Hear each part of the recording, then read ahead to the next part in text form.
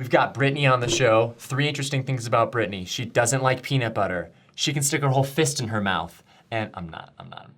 And her beta fish is named Slim Shady. Swim Shady? Frick. That's the whole show.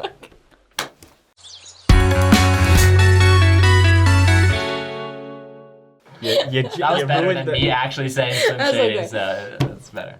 Let's talk about the Doctrine and Covenants. Yeah. She brings the show together. So the Doctrine and Covenants, for those who don't know, it is a sacred text used in the LDS faith, and it is of modern revelations given to modern prophets. Yeah. You could say it's like a Bible. Well, I would. Well, I mean, Bible just means little library. It is a little library. It is a little library. So, one of my favorite, I have a lot, but my favorite story from the Doctrine and Covenants is when God gives direct revelation to Emma Smith, who's Joseph Smith's wife, which is D&C 25. And I feel like it's kind of, I don't know, I feel like it's a lot of people's favorites because it's so resonant. With women of the church, I feel like in this part of the Doctrine and Covenants, Emma's kind of going through a rough time. She went through many rough times. Yeah, so she's lost a few kids at this point. They're struggling financially because Joseph's life is the church now, right? Yeah, he invested in the church. Yeah, they have nothing. Yeah. And Emma's spending a lot of time alone because Joseph's doing everything. And in this section of the Doctrine and Covenants, I feel like God is just kind of like I haven't forgotten you. Like you're an elect lady. That's like one of my favorite verses of ever. I feel like also at this time in church history, we don't talk about women very often. And there's this awesome section where God is like, guess what? You're not sitting in the background. Like, you have things to do, Emma. Like, I need you to write the hymn book, and I need you to head up the Relief Society. I need you to comfort Joseph. I need you to be the scribe. Like, I need you to have some sick curls. that also. Yeah, she was a great skateboarder. A lot of people don't know that Emma Smith was one of the curls of her hair. Oh, I thought you meant like all of the callings that, and I love that this whole thing just has he's telling her things that she needs to do, but there's just this genuine or general tone of comfort, which is great. And then there's the best verse at the end. You read like all of these great things and you're like, yay for Emma. And then he said, verily, verily, I say unto you, and this is my voice unto all. And you're like, oh, he's talking to me too. I'm also an elect lady. We're elect ladies. Elect ladies. You guys. But, Call me a lady. but it's the greatest. That's my fave. I like it. Man, oh man. Ian, what's your favorite Doctrine and Covenant scripture? I like the whole book. Copper! All right. No, so section 121. So Joseph Smith is in bondage in a jail called Liberty, and it's named after the town in Missouri where actually my mother-in-law and father-in-law currently live. Not in Liberty, but it's very nearby. Wow. Mizzou, rah, Mizzou, rah, Mizzou, rah, rah! And it's interesting, actually, in that area, people still have hard feelings towards Mormons. And this jail, he was confined, and he's with lots of people. He's with his friends. They were also in bondage. They were considered criminals, you know.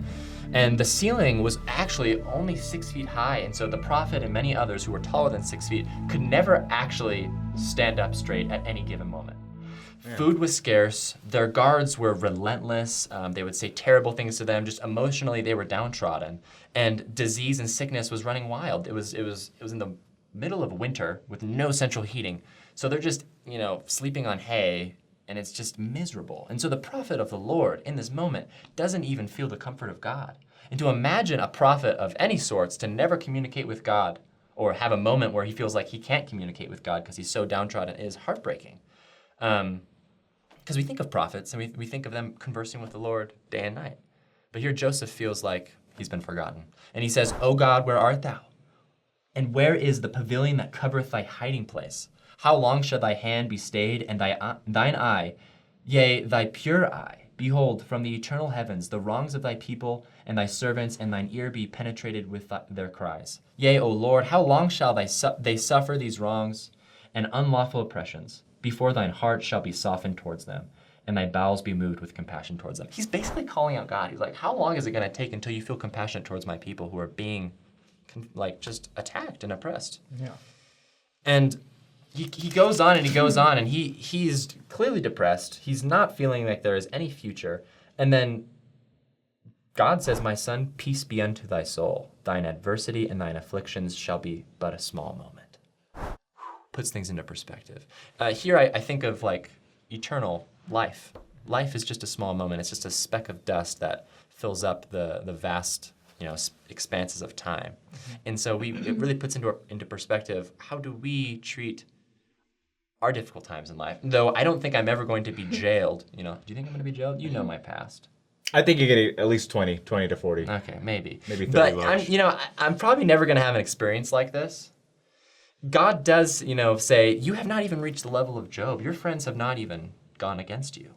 Which is kind of like, oh, thanks God. You know what I mean? Yeah. But he goes on and he talks about how cursed are those that shall lift up the heel against mine anointed. And God says, and those who swear falsely against my servants, that they might bring them into bondage and death. Woe unto them, because they have offended my little ones. They shall be severed from the ordinances of mine house. So those who are attacking the members of the church will be cut off. Yeah. And they will be judged for their sins. And so I don't think we need this really explains why do bad things happen to people that are good? Yeah. Because the Lord is looking out for us. He's not going to forget these moments of time where we feel like we're downtrodden and conflicted. Which also, when you think about what all of the saints were going through, this would be a really comforting thing for anyone. They were all struggling at this point, and I feel like having that kind of comfort was huge. Yeah. Yeah. And I think one of my favorite parts of that is when, correct me if I'm wrong, but it's when the Lord tells Joseph, "Thou endure well. Yeah. I will exalt thee on high, triumph over all thy foes." So, when you endure that difficulty well, there is a promise of a blessing, of a wonderful thing to come. Guys, my favorite D&C verse is verse. I got one. Yea, and Oliver walked. No, my favorite verse in the Doctrine. Well, I keep saying. My favorite part of the Doctrine and Covenants section. My favorite spectacle of the D&C. You know what? This isn't my favorite one, but it's one I really like because my favorite one's too difficult to explain. Okay. Is it 76? Doctrine and Covenants 76 is my favorite one, but this is one that I like a lot, and because I think it teaches a lot. But we got to start not in the Doctrine and Covenants. We got to start at Malachi 4 in the Old Testament. Oh. So the last chapter of the Old Testament, Malachi 4. Yeah. The Old Testament ends in a really strange way. It talks about the coming of the Lord, the second coming of Jesus Christ, but it talks about Elijah coming beforehand. And the last two verses of the Old Testament say this: "Behold, I will send you Elijah the prophet before the coming of the great and dreadful day of the Lord, and he shall turn the heart of the fathers to the children, and the heart of the children to their fathers, lest I come and smite the earth with a curse." That's the end. It's a very strange, a very strange way to end the Old Testament. And I feel like it's pretty fitting for the Old Testament because there's a ton of people died in the Old Testament and Jehovah's kind of angry the whole time. So I feel like people would be like, yeah, that makes sense. Okay, fair. All right. Yeah, okay. But what is that? Okay, fine. But when many people read that, they go, so what does that mean to turn those hearts together? And it's speaking of a prophecy, but a lot of people don't know the prophecy was fulfilled in the restoration. What? And so you go to Doctrine and Covenants 2. And it says this, and the Lord is speaking to Joseph, and he says, "Behold, I will reveal unto you the priesthood by the hand of Elijah the prophet before the coming of the great and dreadful day of the Lord. And he shall plant in the hearts of the children the promises made to the fathers, and the hearts of the children shall turn to their fathers. If it were not so, the whole earth would be utterly wasted at his coming." And that's the whole section. And basically, Elijah's coming to give them that priesthood power to seal families together. Mm-hmm. So families can be sealed together. And so that is what is being prophesied in Malachi, that there will be this wonderful restoration to be able to seal people together, create this eternal family. And that is a fulfillment of an Old Testament prophecy fulfilled in the restoration, and we know it in the Doctrine and Covenants. Something I love, too, is the literary kind of device they use for the hearts turn to the fathers, and then the hearts of the fathers turn to the children. Mm-hmm. It feels like there is a rekindling of relationships. Yeah. And you read that, and I read it as like, oh, I feel like they're regaining a relationship that might have been broken. Yeah. And I think lots of times we think, oh, maybe a relationship with my dad is broken, or the relationship with my mother is broken.